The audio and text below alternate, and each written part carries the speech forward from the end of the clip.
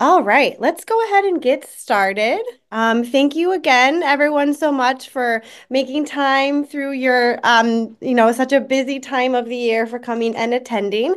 Welcome to the second Alberti Center virtual colloquium series of the 2024-2025 school year. I just kind of want to run through a couple of housekeeping notes before turning it over to our presenter.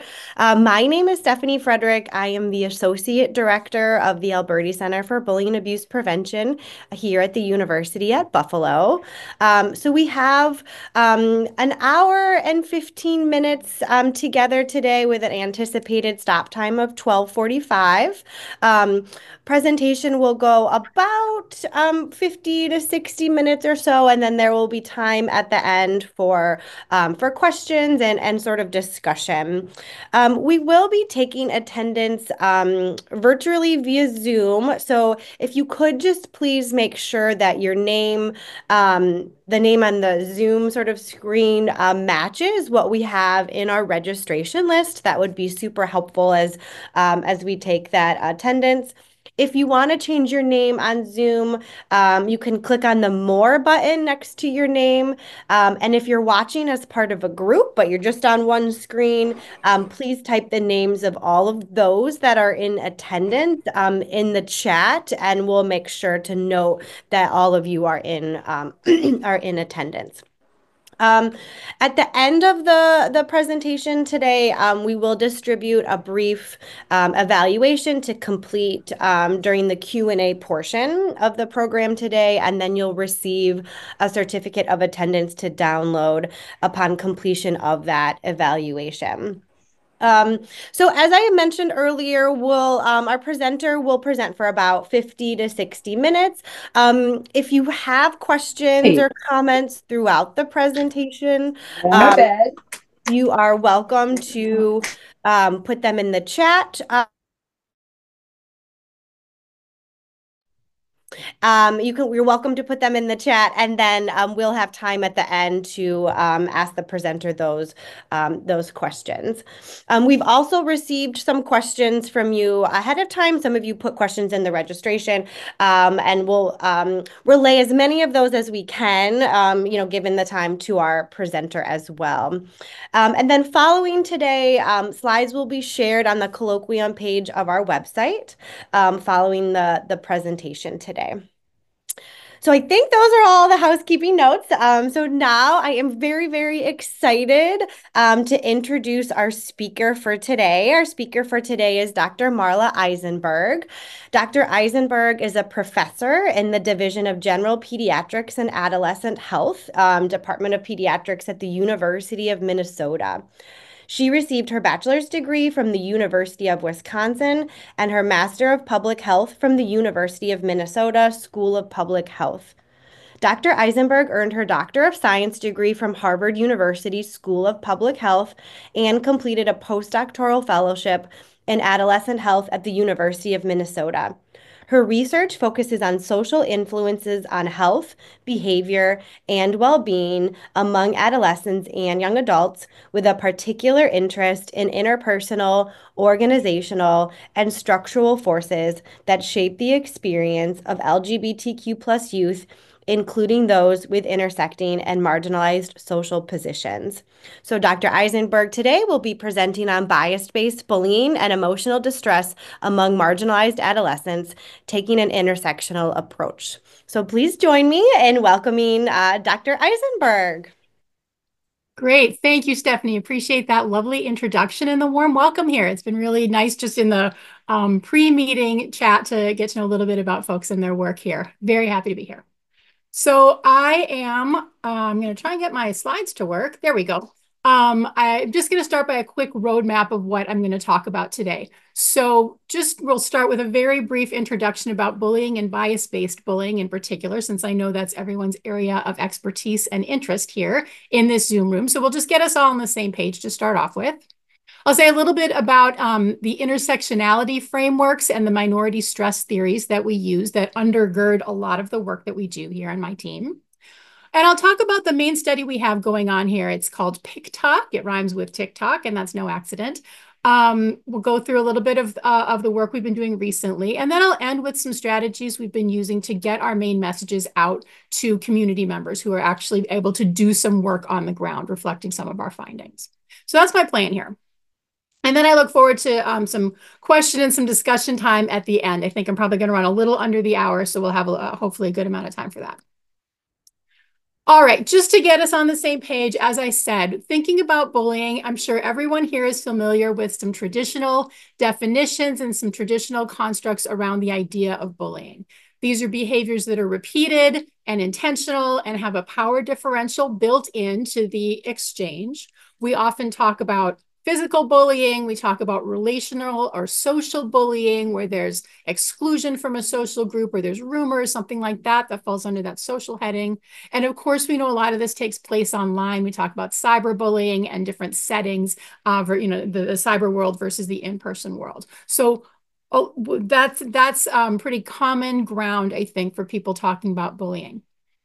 There are a lot of reasons why people get bullied, or, and I put that in quotes. There are a lot of things that people focus on in their bullying, and that can be about the peer group a kid hangs out with. It can be about some general social awkwardness.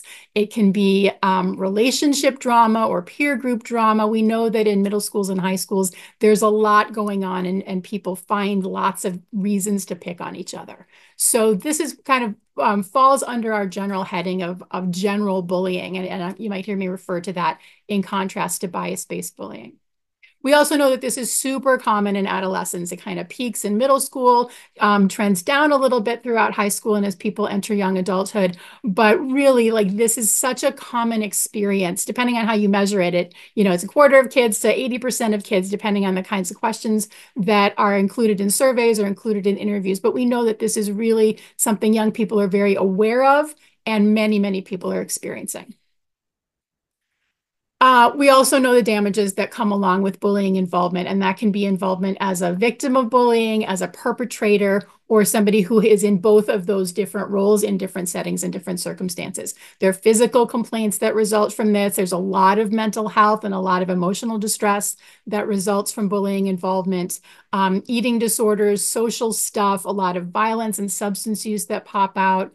There are academic consequences, and there's a lot of consequences as people move into the communities and get involved with other activities that is going to be, perhaps antisocial or dangerous. So we all know this is important, and I think that's probably what brings this group together, and this is why we focus on this work. Now, to hone in a little bit on bias-based bullying, this sometimes called in the literature prejudice-based bullying. So you sometimes see that, and I abbreviate it as BBB throughout my talk here. So you'll see that those letters come up a lot. So what identifies bias-based bullying in particular is that it is rooted in stigma and rooted in marginalization across society. So to name it here, what we're talking about is racism. We're talking about homophobia and heterosexism. We're talking about transphobia, cisgenderism, and many, many others. Classism, ableism, anti-fat prejudice, the list goes on and on. There are lots of ways that people are biased in this society, and lots of ways that comes out in reflecting oppressive systems.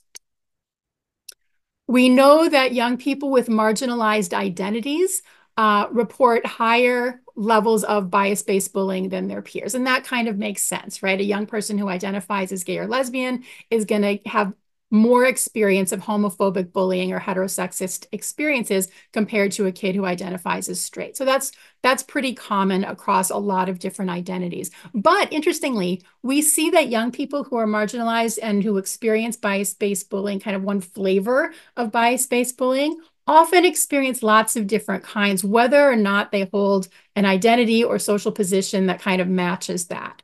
Right? So a young person, a young gay person who's experiencing homophobic bullying might also be picking up on ableist bullying and anti-fat commentary, things like that. So we see that kids who get picked on for a lot of things. And that builds up. So that's part of what we're looking at here. We also know from a couple key studies that bias-based bullying can be even more hurtful and harmful than other kinds of bullying, than general bullying, if you will. And there are a couple reasons for that. bias-based bullying attacks people's identity at the moment that it's developing, right? We know that for our understanding of adolescent development is that people are figuring out who they are, where they fit in society, where they fit in their peer group, and they're learning about themselves and their roles in terms of their race and their sexual orientation and their gender and all of the other social positions that they hold. And to have that attacked at the moment that it is taking shape can be an especially harmful experience. Another reason why we are sort of thinking that bias-based bullying is even more damaging than general bullying is because bias-based bullying reflects structural stigma that young people experience on multiple levels. And I want to talk through what that looks like for a minute. So when we think about multiple levels of stigma, we still start with the kid in the middle of the circle, right? We start with one kid. And everybody, every kid, every adult, everybody has their own identities that are part of them. They've got their own sexual orientation, they have a gender, they have a race, ethnicity, age, economic status, they have abilities and disabilities and all of these different combinations. And that's the kid that comes to us. Every kid with their own identities also has a lot of interpersonal relationships with family members, with peers and with the peer group, with teachers, with neighbors, with healthcare providers. They have many, many one-on-one relationships or one-on small group relationships. And when we think about stigma at the interpersonal level, ways that this comes through uh, this is where bias-based bullying, is visible, right? And this can be very overt. It can be violent actions. It can be spoken aloud racist language or name calling of all varieties. And it can also be a lot more subtle, right? It can be microaggressions. It can just be harder to pinpoint, harder to find. It's things like misgendering or dead naming. So using an outdated name when someone has told you that they've changed to a new name. It can be assumptions that stigmatize people, a lot of prejudicial beliefs. Those all come out as part of bias-based bullying. And again, that's like the interpersonal experience that people are having. So each young person has their interpersonal experiences, and they are also embedded in organizations. So for kids, we think about schools largely. And I know there was a question in the registration questions about what do we do in schools, and we'll talk more about that as we go. But schools have their own set of characteristics. They have a demographic profile of who's in the school. They have their own policies. They have services and resources that reinforce a sense of safety or maybe not. They've got a climate of inclusion or maybe not.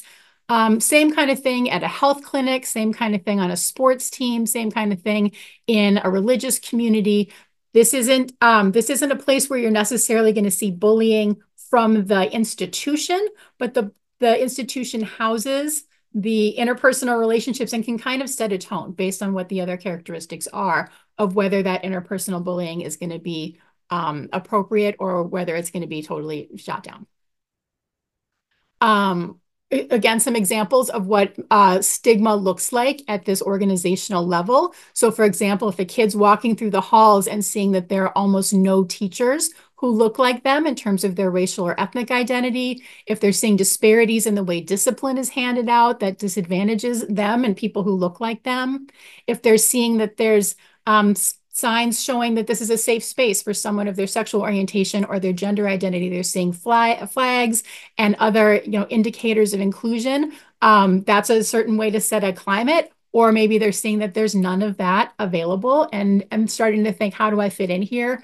Where is this place for me or am I an outsider here in my own school? Same thing with gendered bathrooms. It's something we hear a lot about, especially at this moment in history.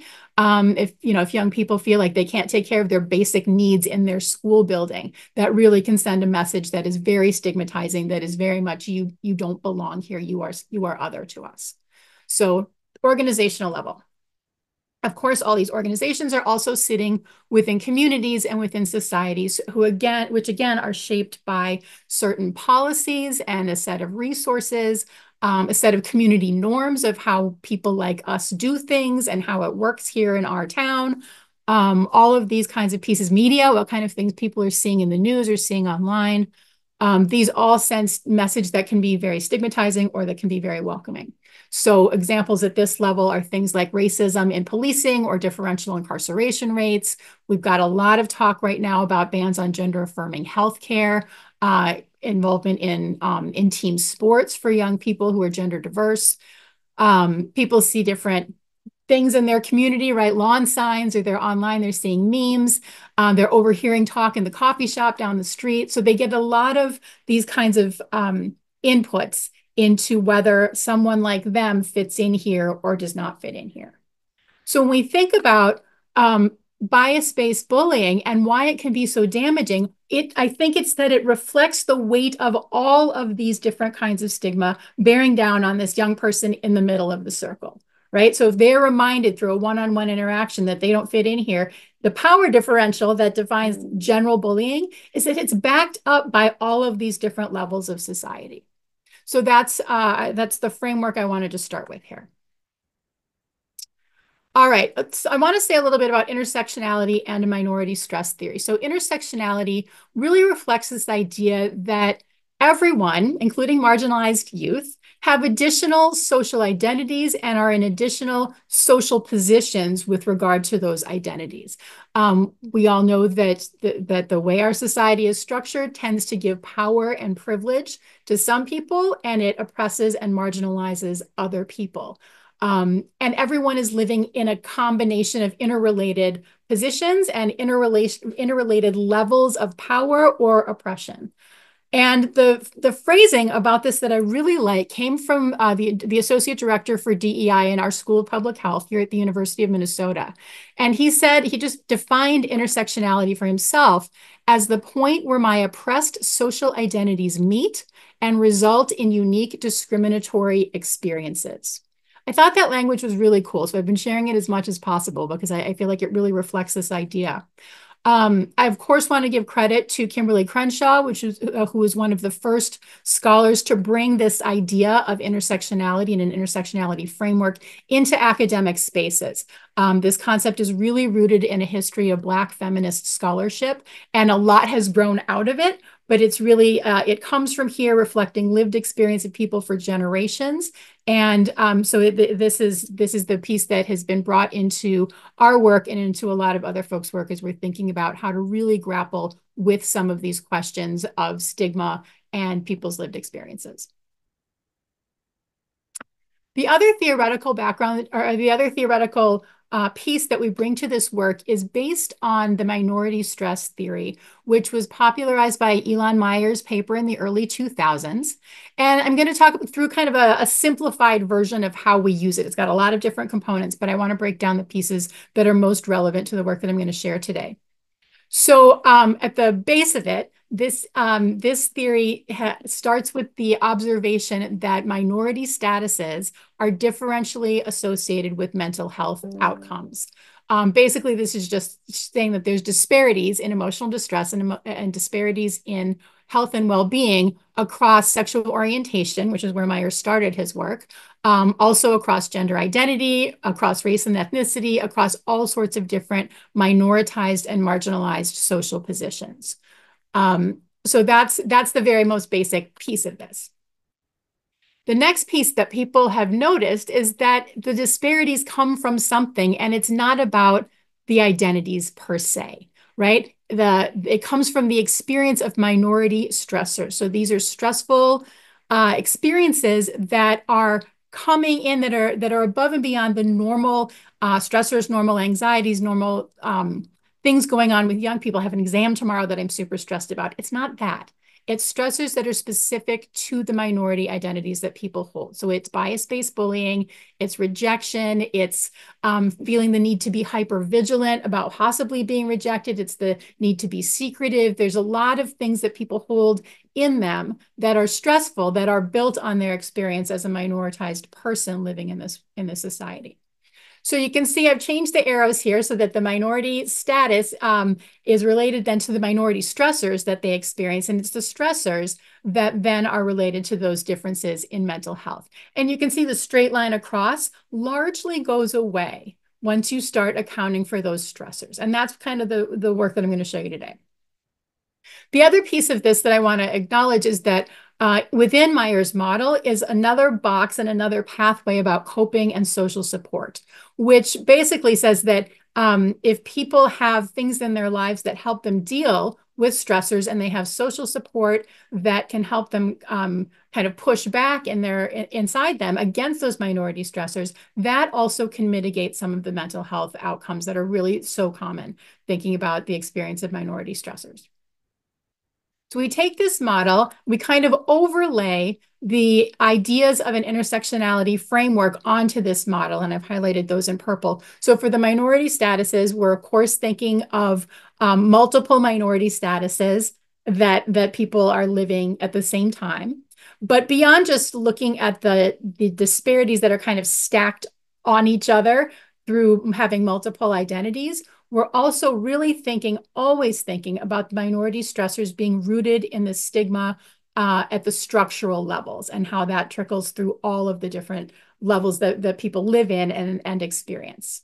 So that's how we kind of merge those theories. All right, I'm going to shift to talking about our study that's been going on for the past couple years. We're actually in year 4 of 4 of our NIH-funded study. It's called Protection at the Intersections for Queer Teens of Color. And as I said, I'll refer to it as PICTOC. That's our insider name. Our main research questions were pretty broad because we were doing a lot of different things here, but I'm going to focus in on a couple pieces for you today. So what this study was looking at generally was among adolescents, what are the differences in bullying experience, substance use, emotional distress, and some protective factors among youth with different social identities and social positions. And we were specifically focused in this study on LGBTQ youth of color and how those identities intersected and what that meant for their experiences. And so today, because that's what I was invited to do, I'm going to talk specifically about the bullying and the emotional distress pieces of this. The second main research question that we had was about how those differences in risk and protective factor, how the differences in risk and protective factors, and especially focusing on the risk factor of stigma, how does that explain those disparities that we see in negative outcomes? So that's where I'm going with this today. I want to talk a little bit about emotional distress in adolescents. We have all heard about the mental health crisis in this country. I think this is, I'm not saying anything that you haven't come across yet, I'm sure.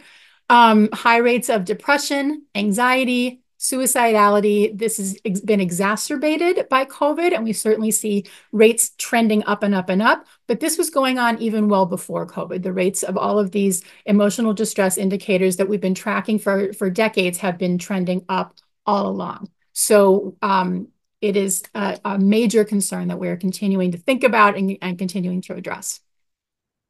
So in addition to the emotional distress that we see across the population of adolescents, we continue to see significant disparities by racial and ethnic identities and sexual orientation and by gender identity and modality and a number of other different identities and social positions that people hold.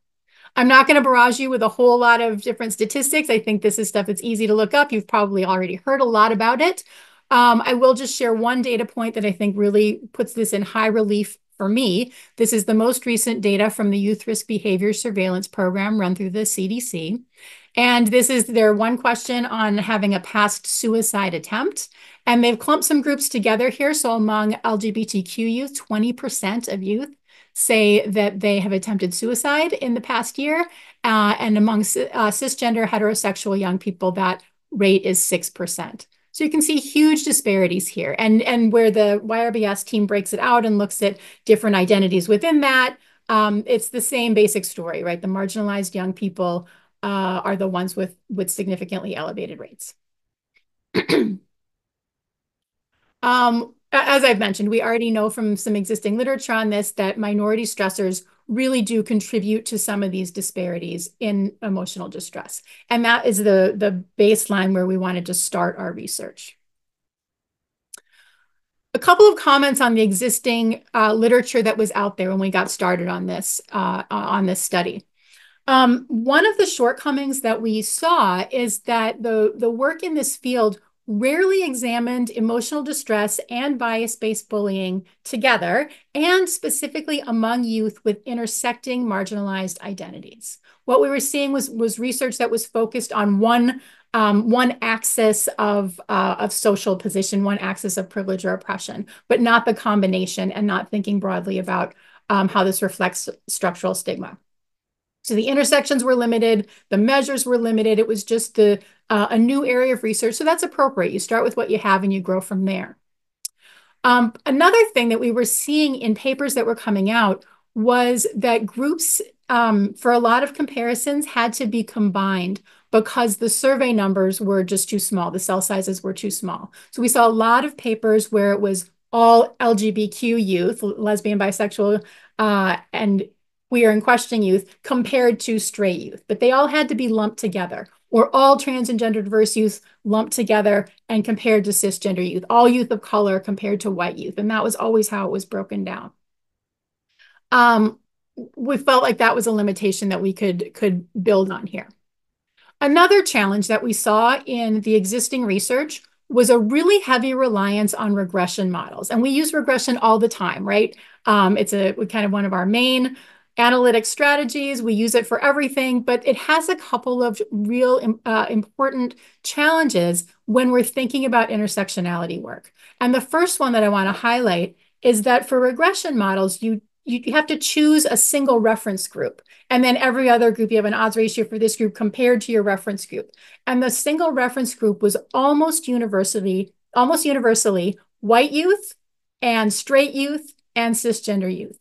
And that whole approach really, for us in our team, as we were talking about that, it just seemed to reinforce this stigmatizing attitude that one group is the main group and everyone else gets compared to the main group. That kind of flew in the face of the work that we wanted to do here. So we were really looking for something different that would allow us to compare lots of different groups to each other without building in some sort of hierarchy from the outset. Another challenge about regression models is that when we are thinking about intersecting identities, we certainly can look at interaction tests, right? Tests of effect modification are very common, and that's a really standard approach. And that works really well when you've got two variables that you're looking at interacting with each other. So we saw a lot of that in the literature. However, if you have 3, 4, 5, 6 different social positions or multiple variables that you want to look at the same time, you're suddenly looking at 3-way interactions, 4-way interactions, 5-way interactions, which are totally uninterpretable. And it didn't give us really good information about where to go next or what to do. So there were a lot of papers that had simple interactions in a lot of different ways, but didn't put the whole picture together. So that's what we wanted to build from. So in the PICTOC study, we had 2 main aims. And the first one is where I'm going to focus most of the findings that I'm going to share today. We did extensive statistical analysis on 3 really large existing data sets. So we've got a large data set here in Minnesota that I'll say more about. We've got about 100,000 kids in that sample. We also partnered with folks with the California Healthy Kids Survey. That survey is huge. It has almost 1 million young people. And then we had access to the National LGBTQ Teen Survey, which is another specialized survey. It's all LGBTQ kids from across the country. So with these 3 different surveys, we've been able to replicate a lot of our findings and look at a lot of different related things in different ways. And the piece I'm going to focus in on today is the first aim statistical analysis that we've done in the Minnesota sample. The second aim was to do some qualitative interviews with LGBTQ youth of color. And we talked to 58 specifically trans and gender diverse young people of color, to kind of dig a little bit beyond the statistical findings that we were getting, right? Because we had a couple questions on a survey that we patched together to, we think, come up with a meaningful analysis, but people's lives are so much richer than that. So we wanted to hear from them, like, what do these findings mean to you? And we have wonderful data on that. And I mentioned that only because it's going to come up toward the end, where we were able to pull some of their comments into some dissemination materials. All right, so the Minnesota Student Survey is my favorite survey. We've been able to do so much with it. This is run by our state government agencies. It's administered every 3 years. And they target specifically 5th, 8th, 9th, and 11th grades to get that kind of cross section of early, middle, and later adolescence. All school districts in the whole state are invited to participate. And the data we're using for this was from 2019 from that administration. And in that year, 81% of our school districts participated. So coverage is huge. This is really all corners of the state. Young people do an online survey during school. They go off to the media center or wherever they do online, where they do tests and anything that they're doing like this in the online space. And for 2019, we heard from over 80,000 ninth and 11th grade students. And I'm focusing in on the ninth and 11th graders because that's the age group that got the questions that we were most interested in about sexual orientation and a couple of other things that we were looking at. So it's a great sample. It's huge and it's highly representative because, like I said, people come from all corners of the state and uptake is pretty high. Young people are sitting there, they're in class, they do the survey for us. The social identities that we honed in on for this project, as I mentioned, were racial and ethnic identities, and we had 6 different categories here. This was a check all that apply. And we also were looking at sexual orientation identity, and we had 5 different categories that we used here. And I'll show you these as I get a couple slides in. And for gender, we had 4 different categories that we were using. So again, I want to harken back for just one second to regression analyses. And if you were going to look at all of these combined categories and look at them in a regression, you have 120 different possible categories. So anybody who's run a regression model knows that that thing is going to freak out and crash. So regression is really not an appropriate technique when we wanted to look at the interactions of all of these different groups. So the emotional distress indicators that we looked at for this couple papers included a 2-item screener, the PHQ-2. It's a 2-item screener for depressive symptoms. We also had the GAD-2. That's a 2-item screener for anxiety symptoms, and these have both been validated in adolescent samples. We had one question on non-suicidal self-injury in the past year, and we had a couple examples on the survey of what that might look like. We had one question about suicidal ideation and one question about suicide attempts. So those are the 5 dependent variables that we were looking at. For our measures of bias-based bullying, the question asked about the past 30 days and asked how often people had been bullied or harassed for the following reasons. And the ones we're looking at here, the first one was bullied or harassed about race, ethnicity, or national origin, and we call that variable BBB race. And then there were 3 separate questions that we combined. Have you been bullied or harassed about your gender? And it had some examples of what that might look like, about your gender expression, again with examples, and about sexual orientation, and again with examples. So if young people had had any of these 3 experiences in the past 30 days, we considered them a yes on BBB SOGI. The SOGI is sexual orientation, gender identity, and expression.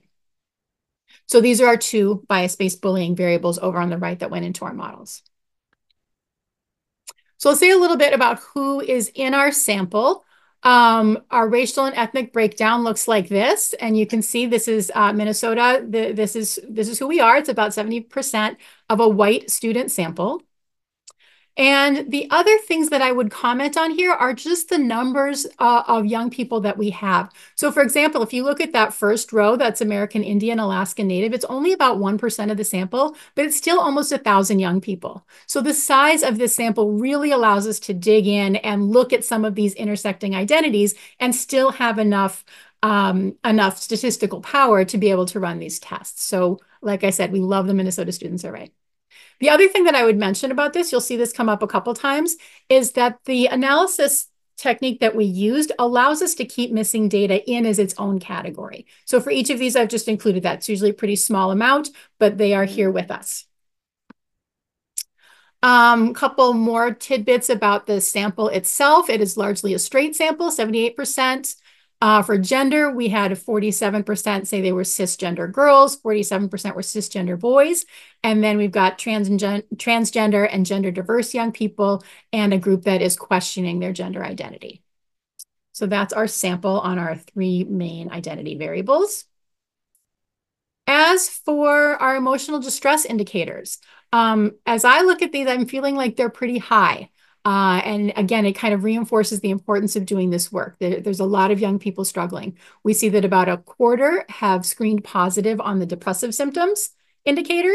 28% screened positive on the anxiety screener.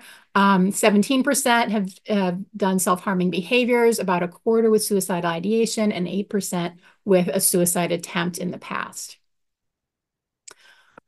Thinking about bias-based bullying, we had 12% across our whole sample that reported bias-based bullying specifically about race, ethnicity, and national origin, and 20% who checked yes that they had experienced some of these SOGI types of bias-based bullying.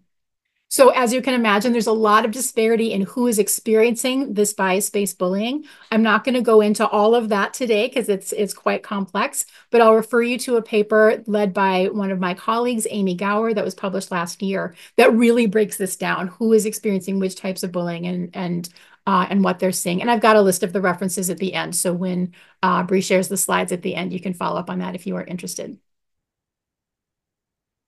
Okay, so the analysis that we used here is called exhaustive chi-square automatic interaction detection. We lovingly refer to it as CHADE.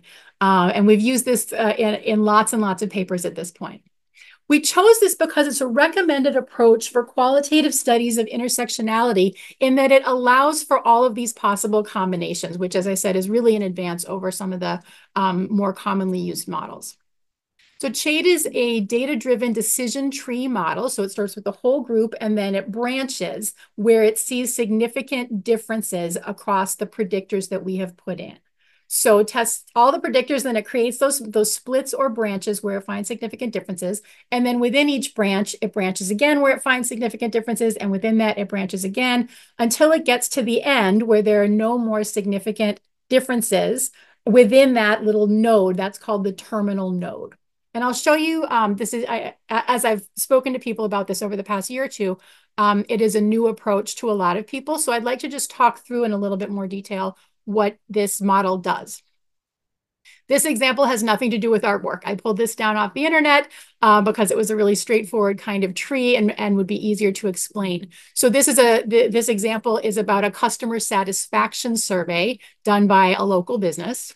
And they see that on average, their overall response rate is about 24%.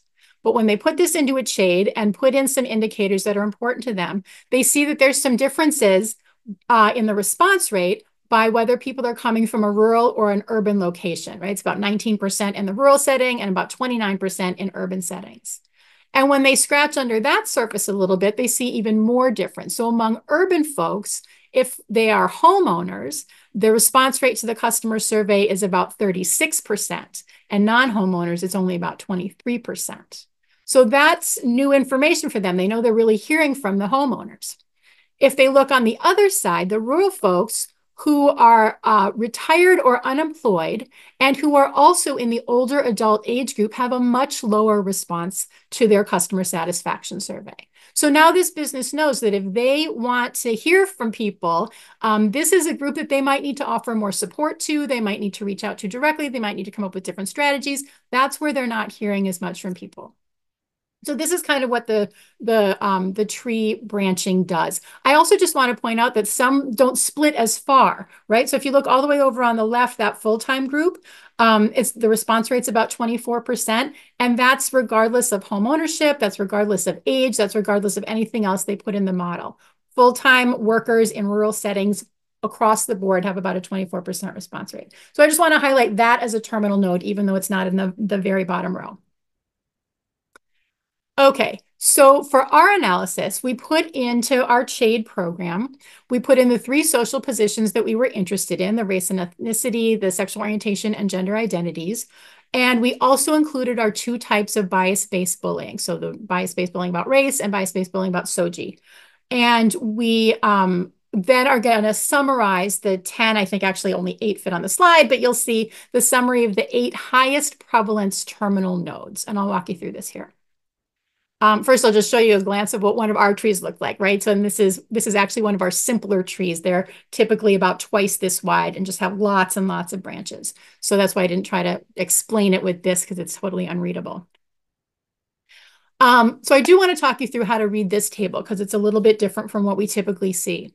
So the dependent variable that we're looking at here is depressive symptoms. And remember, that was about 23%. I can tell you we ran this for all of our outcomes, and this is just an example, but the story is going to remain the same. So it's about 23% who had depressive symptoms overall. I'm going to now talk through like one row of this table represents one terminal node. So the one that I have highlighted here is young people who said they were pansexual or queer and also said yes, they had experienced bias-based bullying about SOGI issues. The prevalence of depressive symptoms among that group of young people was 69%. That's 3 times higher than the overall sample of who screened positive for depressive symptoms. So they were highlighted as a terminal node that had really elevated rates here. I'll talk through one more because this first one was pretty simple. This one branched a little bit more, right? It got farther down the tree. So these are young people who said they are white or Latine or American Indian Alaska Native. That's the AIAN group. And also said that they were gay or lesbian. And also said that they were a cisgender girl or were trans and gender diverse or were questioning their gender identity. And also said yes to the SOGI bias-based bullying items. That group also had a prevalence rate of 69%, which again is super elevated compared to the overall sample. So that's how you read going across. The next thing we did was look at patterns in the columns. That's where we wanted to see what's coming up again and again.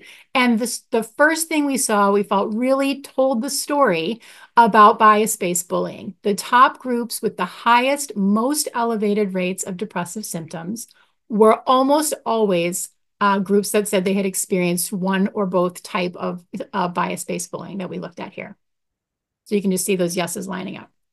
The next thing we saw was that a couple of sexual orientation identities kept popping up again and again. Bisexual, pan and queer kids, and questioning kids came up many times.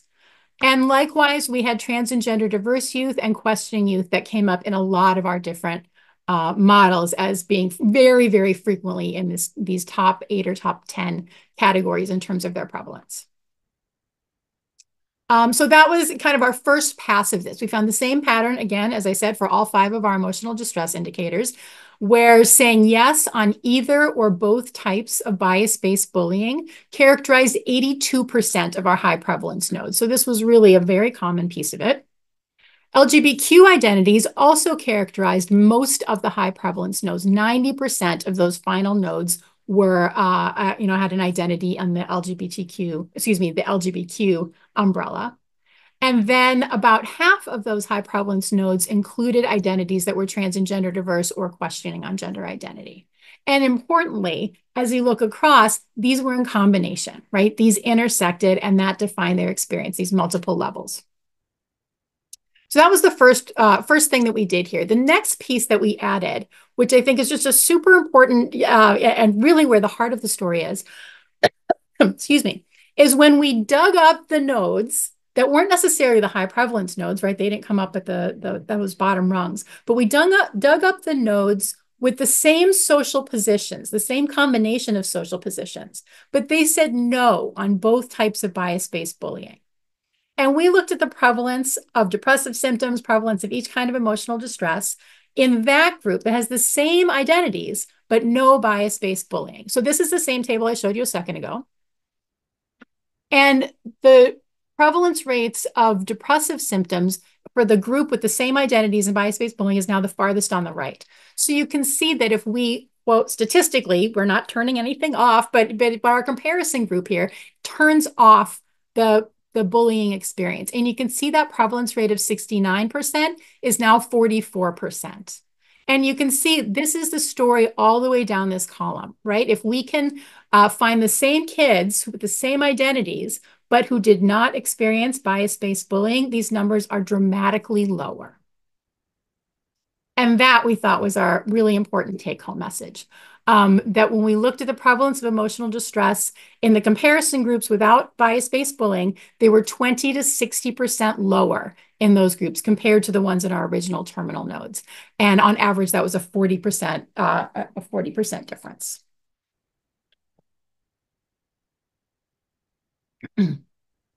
So just to kind of sum up that paper that we published last year, we are seeing really high rates of emotional distress and really significant disparities, especially around LGBTQ identities and those intersections.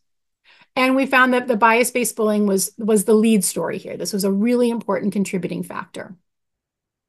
Couple pieces that I draw out of this is that even after we found those comparison groups and found the much lower rates of our emotional distress outcomes, they were still elevated, right? It was 23% in the whole group, and we were getting down, we were seeing numbers in the 50s and the 40s, maybe even in the 30s, but it's still high, so there's still more to do. But the piece that I am reminded of is that we only adjusted for two experiences here, right? Two kinds of bias-based bullying. And there's lots of different kinds of stigmatizing experiences, as I mentioned, as we all know. And if we could account for a few more things here, if we could actually address stigma in lots of different forms, then we might really be seeing some moves towards equity, right? We might really be seeing some differences here that change the discussion about disparities. So I am hopeful that future research is able to account for a few more things and can really strengthen this case, that it's the stigmatizing experiences and the bias-based bullying that's really doing the work here. The other piece that we noticed about this is that racial and ethnic identities rarely split out in our model, right? Most of that column was just dashes, meaning it didn't further split. That was the whole thing. And that's kind of in contrast with some previous findings that do show more disparities across racial and ethnic identities. We think that the reason for this is because our models explicitly accounted for these experiences of racism, the bias-based bullying around race. And if that's where the story is, then the disparities by race itself, racial identity checkboxes, that's not as much of a compelling story once you're talking about racism. So more work to do there for sure. Before moving on from this, I just want to highlight that we have done this a number of different times in a number of different papers and across a couple different data sets. Remember, I'm showing you Minnesota, but we also have California and we have our national data set. So we've replicated this elsewhere. We've also looked at different outcomes. We've looked at substance use, and particularly cannabis use has come up very strongly. Somebody asked in one of the questions about kids foregoing asthma care, but we've shown this exact same thing related to asthma, that the story is largely about bias-based bullying in terms of who is experiencing some of these symptoms. Sports involvement and physical activity involvement, we've done a similar kind of analysis. We've done this with disordered eating, and the story is the same. It's about the bias-based bullying. It is not about the health condition. It's not about the substance. It's not about the identities. So when we think about getting the message out, the first thing that we would say is that our prevention messages, our communication pieces, are not about social positions or identities. It's not about targeting this group that needs help. It's not about targeting that group to make a special intervention or something that's going to hone in on them. And it is also not about mental health services needing to reach different people. Our key message is about preventing and intervening on bias-based bullying in all the spaces that we can, in schools especially, because we know that's where so much of it happens, and in families and in communities, because we know we're not going to totally kick this one in schools. So what else can we do? I think that was another question from the group, is how can we support young people who are facing these experiences anyway? And what can we do? So we've done a couple things to get our findings out there as much as we possibly can to the people on the ground who are in a position to help with this, with these issues. So what I'm showing you here is the first of our set of fact sheets, which we created specifically for educators, anybody in a school or any sort of education space. And our goal was to come up with some concrete examples and some concrete messages to say, like, if you hear this, you can respond like this. You can say this in your classroom. You can say this in the hallways. It's short, it's concise, it shuts down the bullying. It is a kind of an instant prevention message that you can do on the spot without sort of saying, oh, I don't know what to say here. We wanted to give some examples. So we start our fact sheet just with some of the same basic information that I've just given you about bias-based bullying as really the culprit in a lot of these mental health concerns that people are facing. And we pretty quickly moved on to some comments, experiences, things that our young people shared in our interviews. which were some really specific strategies that their teachers used, the principal, something else going on in their school that helped them and supported them. And so we had a young person here share that said, my teacher was like, hey, I have a lot of cool resources I can show you. And we started having a conversation about it. So the resources themselves may or may not be the thing, but the teacher reaching out and saying, I see you, I hear you, I'm open to talking about this, I can be an ally for you. That was a really powerful message that was remembered by this young person. Oop, where'd that one go? Another just example on our fact sheet about what you can say and do in the moment. If you hear or see something that's just not right and you don't want that kind of language, really quick interventions. I don't find that funny. I don't like that word. We don't talk that way in my classroom. That's a hurtful phrase. Things like that that teachers can say in the moment. We've put these out to our entire network. I've got a team of about 20 people who all have professional contacts in communities and in academic spaces. And we put these out far and wide and ask people to share them in their spaces. So we know that these have gone out because we hear about them finding folks far down the chain who are able to use them in their own work. We also, I didn't mention this about our study, but we have an active youth advisory board. That's our YAB. And they took these same messages and did some work with our dissemination lead to create Instagram posts that have the same content, but are pretty and they're colorful and they're formatted a little bit differently that they are putting out into their social media worlds. And also we're partnering with our medical school at the University of Minnesota to put it out on social media that way and really encouraging our partners and communities to put it out through their channels this way as well. We followed that one up, the education fact sheet, with another fact sheet that just went out this week about friends and family, because we know that young people still take heat in a lot of different ways. And so this really focuses on how you can stand up with and stand up for a person you care about who's experiencing some of these negative stigmatizing things. Again, some concrete examples of where people found support. So one young person told us, the first time I painted my nails, my friend's mom gave me one of her bottles of nail polish for an extra color. Really simple thing that really touched this young person as a very affirming example of allyship. Another young person said it was scary coming out to my abuelita, but she was very accepting. She was like, this is a different generation and I understand that, so I'm going to try to be accepting. So we thought that kind of message, that kind of example was a good thing to be sharing with folks who might be experiencing their own children and grandchildren in a new way that they didn't foresee, didn't really know how to talk about. Another example about parents. My parents told my extended family, she's going by he, him now, and he's going by this name now. So that's what we're going to call him. Again, examples of specific language that people can use, adapt to their own situation, and get that message out that they are there to support young people.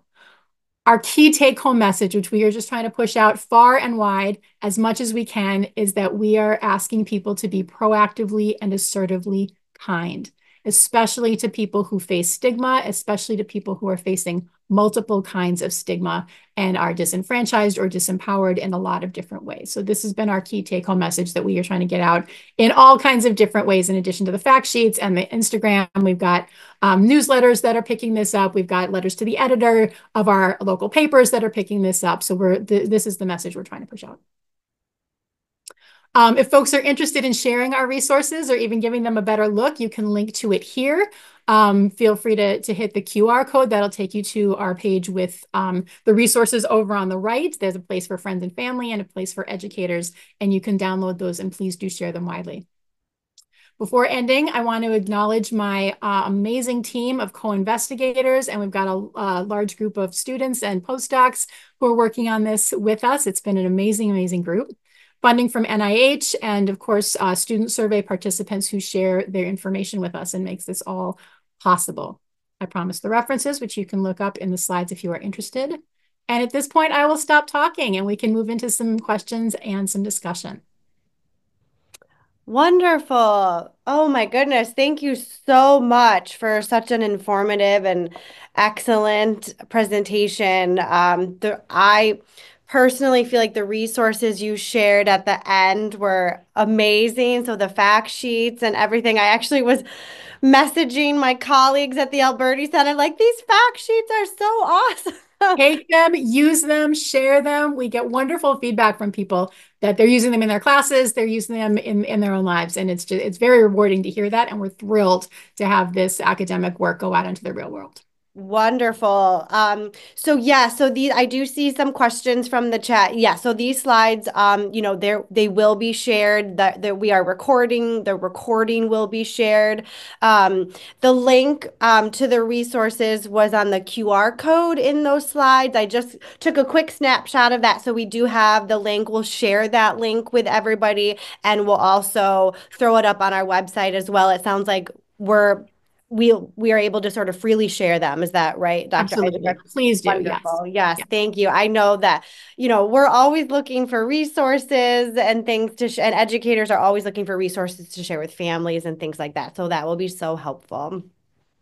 So at this time, so we have about a little bit more than 15 minutes for Q&A. So I thought I would just open it up now. If anyone has questions, feel free to either unmute or put a question in the chat. We did have one, while sort of people are thinking, we did have one question come in during the presentation that was sent to us privately.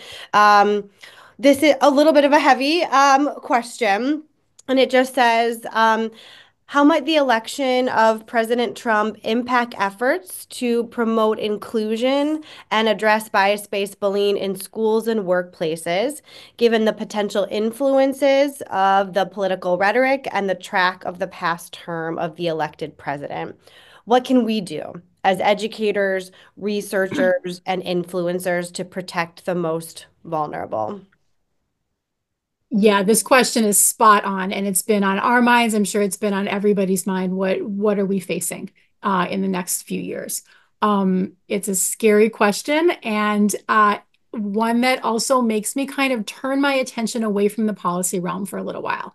That's usually where I like to focus, right? What can we do big picture? Where can we put things into effect in social policy and in school policy? That's probably not our best strategy in the next couple years, right? I think that working one-on-one with people, how do you stand up for someone in the moment? So teacher, how do you say something like this, regardless of what your school says about what you include in your sex ed class or how you're teaching critical race theory or not teaching critical race, like whatever you're allowed to do or not allowed to do, what can you say in the moment? I don't like you saying that. That's okay. You can still say that, right? What can friends and family still do knowing that it's extra tough right now? It is going to be extra tough for a while.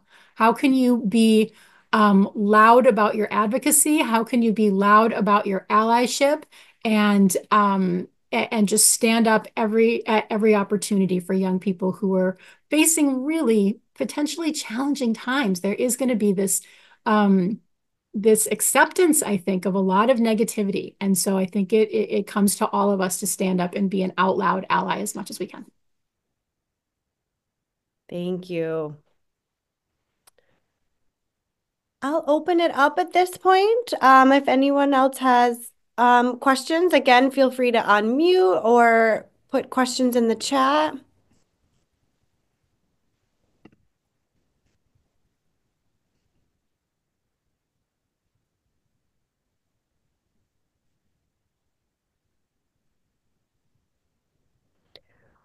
I might, so there were, again, as sort of people are thinking, we did have a couple questions come in from the registration. And so I can certainly ask, a couple of those that came in and we can kind of talk through those. Um, and you talked about this a little bit already, especially with like the resources that you shared, so, sort of at the end.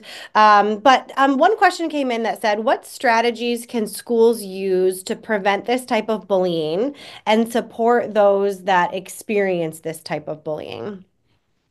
Yeah, it's a super important question. And I really, as I said, I feel like that's where we're going is and probably depending on where you are in the country, I think that's going to make a difference.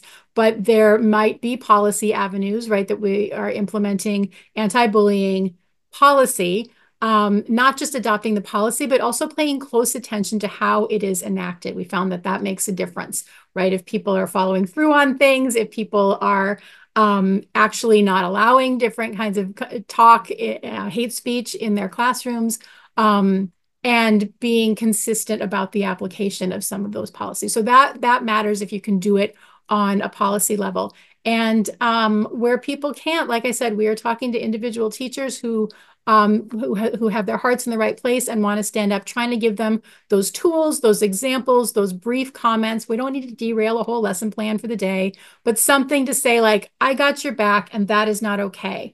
And that sets a tone in a classroom, right? For the kid who just heard something really negative, but then all the other kids around it who were either thinking to say something negative or who were saying, ooh, that kid's kind of like me. I've got something that maybe I'm not sharing yet because I don't feel safe to share it. And this is a teacher who's looking out for me. So maybe I can be a little bit more comfortable with that piece of myself and with getting support from a person. Yes, thank you. Yes, I think Jamie, you have a question?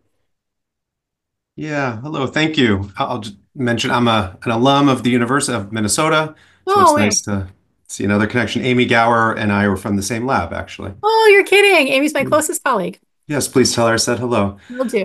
So my question, consistent with our training at Minnesota, is thinking about different types of bullying. And I'm just wondering, I think I know the answer based on the survey. I suspect that you can't tease out different types of bullying, but I'm wondering if you might know of other work where you've looked at bias-based bullying and the form of bullying may mean different things. That is physical versus relational victimization, and if you have any thoughts about that.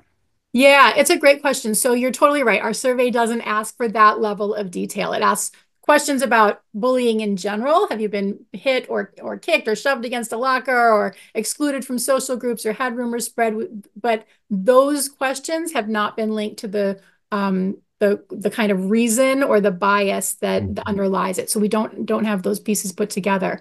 What we have seen in other studies that we've done where we talk directly to kids is that a lot of the bias-based bullying they're experiencing is happening subtly. It's Mhm. microaggressions, it's comments, it's verbal. It's not the slamming up against a locker kind of thing. It's quiet, Mhm. quieter, and under the radar of the school. And a really Mhm. important thing that we saw from schools is that they use a much more traditional approach to how they define bullying. Mhm. And so if a young person comes and says, someone keeps calling me by my dead name, or somebody saying racist crap to me, or whatever they come to, they pull out the definition of bullying. They say, is this individual doing this with intent to harm? And is it repeated? And is there a power differential here? And if it doesn't tick those boxes, they do not address it. It Mhm. doesn't count for them. And so that has sent a message to a lot of the young people that we talk to that it's not even worth going to administration because it doesn't count as bullying by their definition. So that's been a real struggle that we're not sure what to do with, right? Because microaggressions Mhm. we know are really important, can be very painful. It's a very particular type of bullying, but if the folks who have the power to make some change and intervene in some way are not taking it seriously, then there's you're sort of in an impasse. So Yeah. I do think it's really important to look at the form those things take, and our surveys haven't gotten there yet.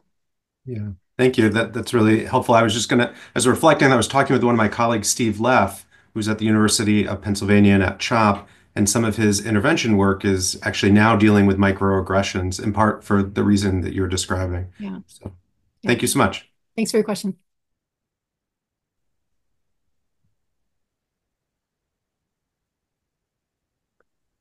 We also had another question come in the chat. It says from Amanda Nickerson, it looked like rates of depression were lower for transgender youth than LGBTQ youth, although still high. This was surprising to me. Can you comment on that? Amanda, maybe you can clarify. Are you looking in those rows across the table? Is that where you were seeing that?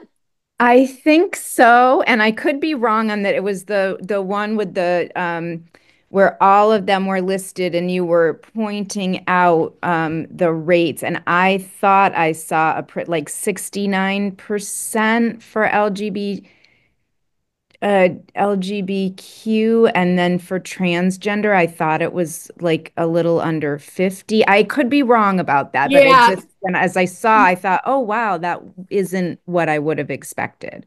Right. No, that's a very fair question. And the thing that I would kind of reemphasize about that table was what we were looking at was the particular combinations that came out here.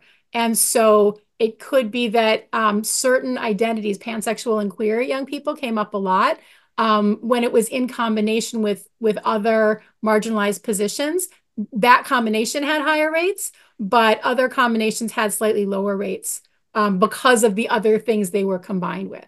Got it. The other piece that I would note, because I think this came up in the table that I showed today, is that in some cases, the way the branches split, it kept a couple of groups together. And so in a couple cases in what I showed you, the trans and gender diverse youth were still in a group with cisgender girls or with cisgender boys. So the rate overall is the combination of those different groups. They weren't statistically different enough to split out. So that also would affect what the overall rate is within that node. Thank you. That help clarify? Absolutely. I have a question. Hi, my name is, can everybody hear me okay? Yes. Okay, thank you. My name is Ray Fu. I'm a research scientist at CHOP. I think Jamie just mentioned my mentor, Steve, name, that we work on microaggression prevention, and then recently started working the project at the K-8 school. So I definitely want to reach out to you after this. But one question regarding microaggression as well as bias bullying, which is my one of my other research focus these days, was that like how earliest we should start the programming with that, like because I think for bullying, it's that we have to meet the 3 criteria, but when it comes to bias-based, the way that I did one research was basically ask the students, like, have you feel like you've been mistreated because of race, because of different identity? But when we come to younger kids, even going to maybe 1st to 3rd grade or even kindergarten, some of them who had previous, unfortunately, traumatized experience of that, or the parents who are very prompt with ethnic socialization with them, they're more ready cognitively, I would think, to notice that. But many other kids are not. So we're kind of, and I couldn't find a researcher that directly addressed this question, like what is the earliest age for us to say as a researcher, hey, those kids really think those attacks or the incidents occurred to them were actually because of the race and, ethnic background. So I don't know if you have any thoughts on that. And I think that going to microaggression is an even bigger issue. I think that's why the field has been receiving some of the critique, is that because microaggression gets to the subtlety and the unintentionality is also the piece. So when it comes to kids, it's even harder for them to tell whether that person doing it on purpose or not. But I'm just curious about your thoughts on what might be the earliest age for us to study that, or, for kids to be aware of that, the bias-based bullying experience. Thank you. Yeah, thank you for the question. I love this point that we need to start earlier and earlier, right? Prevention is about getting in before something becomes a problem. And so I focus my work on adolescents, so I'm not going to have hard numbers or hard data on any of this. Aside from like my own personal longitudinal study that I've conducted of 2 children for 23 years, and can speak to that experience. But I feel like starting really early with messages of kindness, with thinking about the prevention, that starts as soon as kids are talking, right? That we try to be kind to our friends and we try to be helpful. So those prevention messages start early, because, as you're saying, kids get it when they are being put out, when they are being othered in some way based on how they look, or that there's something that is different about them. Kids understand that pretty young. I would say even as they're getting into kindergarten and trying to, and a big piece of what's happening in kindergarten or in preschools even is the socialization. How do we all get on? How can you sit in a group? How can you do work together? And so if a kid is getting messages that you don't belong here, we don't want you to sit with us, we're going to look at you funny, maybe whisper about you, they see that right away. And as you said, it kind of depends on how the family deals with different aspects of socialization, how they interpret that. but they're feeling that exclusion really early on. At least, like I said, that's been my experience with the kids I've raised and helped raise in my own circle. Thank you. Thank you. Thanks. We had another question come in the chat. Have you considered looking at the intersections between LGBTQ plus and disability, such as, ADHD, emotional disturbance, or emotional disability as well? Big yes. In fact, I just submitted a grant 2 weeks ago on this exact issue. So in our larger study of PICTOC, which is still ongoing, we have one or maybe two papers where, and this was led by one of our postdocs who had an interest in this area of neurodivergence and disability specifically. And we have a couple questions. They're not fantastic questions, but a couple questions that get at this on our Minnesota student survey. And she was able to bring in this social position and run the same kind of shade looking at disability with the yes or no, along with all of the other social positions that we were looking at, and finding some interesting differences come out around that. I don't have those findings off the top of my head, but if you'd like to follow up, I can certainly get you the papers to take a look at. And as I mentioned, we are now pending consideration for PICTOC 2.0. And one of the ways we're thinking to expand the study is in exactly this direction, to bring in the axes of disability and weight status and the stigma that goes along with both of those, and see how those intersections overlay the ones we are already looking at, and how those types of stigmatizing experiences intersect with the pieces that we've already been looking at. Oh, wow. Fantastic. Thank you. Cross your fingers for us. Yes, we will. It sounds like really important work. I think we have time for one more question. So we had another one come in through the chat. Thank you for your presentation. I've used the MDE's Minnesota Student Survey data for several months. I find the data great that MDE collects data related to mental health. I have two questions. For the presentation purpose, did you find any limitations on reporting certain groups due to a low sample size? What are the threshold sample size for presentations? Additionally, I might have missed it, but what are the time frame for the bias-based bullying? So was it the past 3 months, 6 months? What was that time frame? Yeah, okay, let me see if I can remember all the parts. So bias-based bullying was assessed in the past 30 days, and we dichotomized it as any or none. Some groups, so in the shade model, we put in a lot of different groups that had, lots of different categories, and sometimes they did not have the statistical power to split out from another group that was kind of near them in terms of prevalence rates. So certainly some of that happened, right? You saw a couple cells where we had 2 or 3 or 4 groups in there together because the groups didn't have the power to separate out, even if their rates were a little bit different. So that is certainly something we keep an eye on. In terms of reporting, MDE asks that we not include any group with a denominator less than 20 people. So we always kind of keep an eye on that too. They're very concerned, and rightly so, about deductive disclosure. In a lot of areas of the state, the populations are very small. If you've got one kid there's one African American kid in this school district, you can cross their information and get lots of information about them. So they're very concerned that we not report on any very small groups. But that has still allowed us to report on lots and lots of different findings. And given that we're using statewide data, it hasn't been a problem in terms of our work. If folks are using the Minnesota Student Survey, I can say that our group meets bi-weekly. We have a MSS working group, and it's all online. People are welcome to join us and just talk about the work that you're doing. There's a lot of experience and a lot of wisdom in those meetings. So like I said, feel free to hit me up, and I'm happy to connect you with that.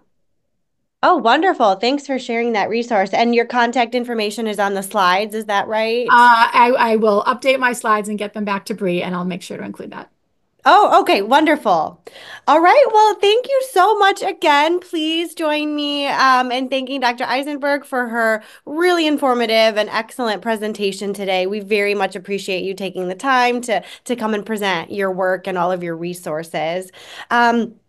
Just with our last 30 seconds that we have left, Bree did put the link to the evaluation in there. Please take just a couple minutes to fill those out. The certificate of attendance, you can download it on the final page of that survey. And then I just wanted to quickly announce our next Colloquia series event.